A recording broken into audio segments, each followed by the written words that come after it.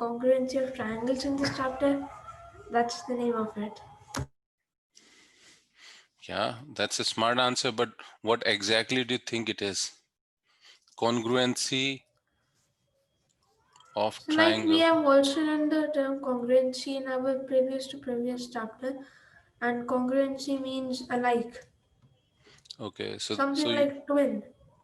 so we are going to be doing something like a comparison, Yes, sir. maybe. Yes, so we are going Yes, to do sir. comparison between two or more shapes.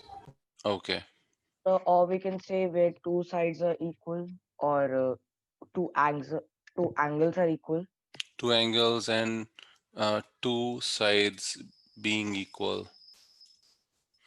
So something around that. And you're basically right. But except for the fact that we'll be focusing majorly on the congruency of triangles.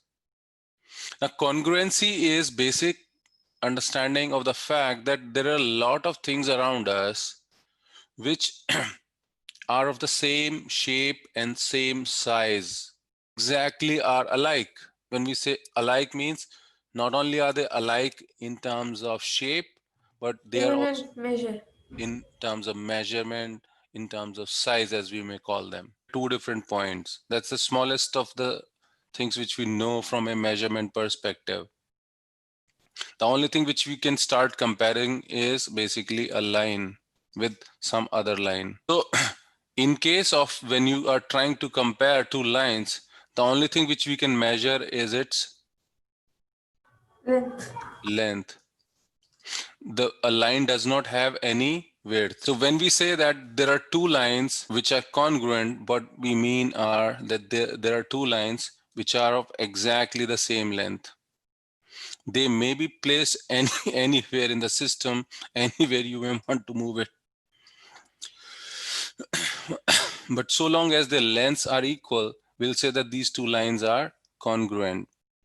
And we can, always address the lines with certain, 2 points connecting between them. So if there is a line AB and that is equal in measure to another line CD, we'll say that the line AB and CD are congruent. And there is a symbol for congruency as well, which is like a tilde. This is a tilde symbol and equality. So something like this represents congruency. So we can say that AB is congruent to CD. Okay. Now that's about like a line. Then the other thing is when you have two sets of line, then two sets of line, they can, intersect and form an angle. You pretty much know that. Yes, sir. So if you have a line being intersected by another line like this, so they have a common point of intersection. And if we have another angle which is exactly of the same measure, we have, let's say, A, B, and C, and D, E, and F. In terms of an angle, we say that as long as the measure of the angle is the same between the two, deflection, or you can say the inclination of this line from EF is the measure of this angle. And similarly, the inclination of line AB from BC is the measure of this angle. So if angle ABC is equal in measure to angle DEF, we can say that angle ABC is congruent to angle DEF. Basically, in terms of angle, we just compare the measure of how much are the two lines inclined towards from each other. Now, as I told you, like there are so many things which you will see around us which are congruent. Like for the sake of an example, you all have coasters in your house on which you can place a coffee mug or a teacup or something like that. Yes, sir. Yes, sir.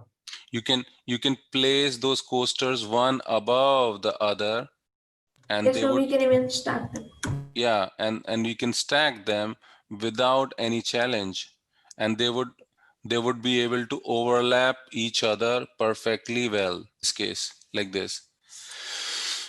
So all the shapes, basically when we say that two things are congruent, what we also imply that if you overlap them, they should perfectly be able to fit one another, as if there is nothing behind it, like this, right? Even in the case of a line over here, we could have easily stacked over it, and you would not be able to see the second line because it is of the same measure,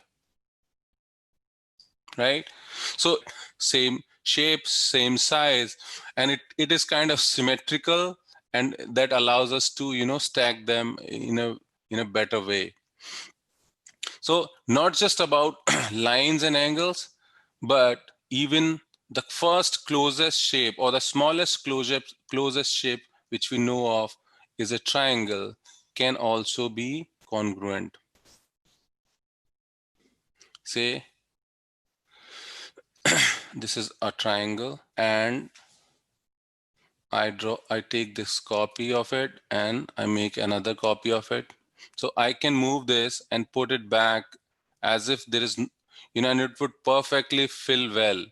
So what I mean is that all properties do we see in a triangle is what we would try and understand from a congruency point of view.